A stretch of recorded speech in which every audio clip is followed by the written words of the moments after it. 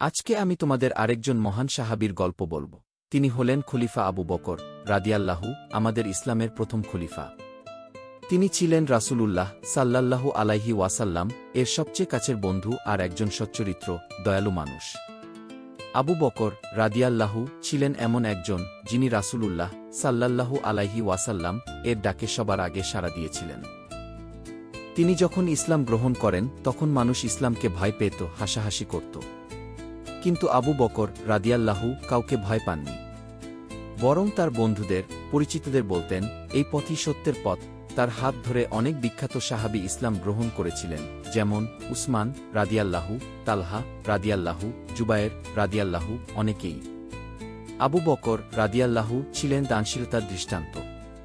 একদিন রাসূল সাল্লাল্লাহু আলাইহি ওয়াসাল্লাম বললেন, আল্লাহর রাস্তায় কে দান করবে?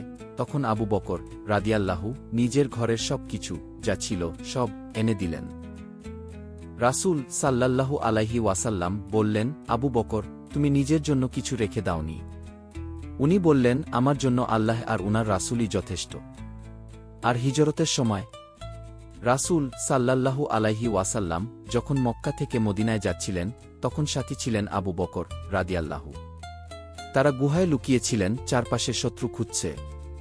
তখন আবু বকর রাদিয়াল্লাহু কাঁপছিলেন, কিন্তু রাসূল সাল্লাল্লাহু আলাইহি ওয়াসাল্লাম বললেন, আবু বকর, চিন্তা করো না, আল্লাহ আমাদের সাথে আছেন। এই কথা শুনে উনার চোখে পানি এসে গিয়েছিল, ভয় না, আনন্দে। আর খলিফা হওয়ার পর কি করলেন জানো? তিনি বলেন, যতদিন আমি আল্লাহ ও রাসূলের পথে থাকব ততদিন আমাকে মানো। আমি অন্যায় করলে আমাকে সোজা করে দিও। খলিফা হয়েও নিজের হাতে ছাগল দোহানো চালিয়ে গেছেন, গরিবদের খোঁজ নিয়েছেন, দাসদের মুক্তি দিয়েছেন।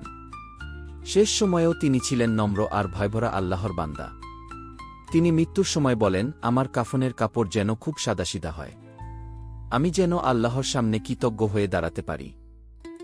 এই ছিল আবু বকর রাদিয়াল্লাহু এর গল্প, যিনি ছিলেন রাসূলের সবচেয়ে প্রিয় বন্ধু আর আমাদের সবার জন্য অনুকরণীয় আদর্শ।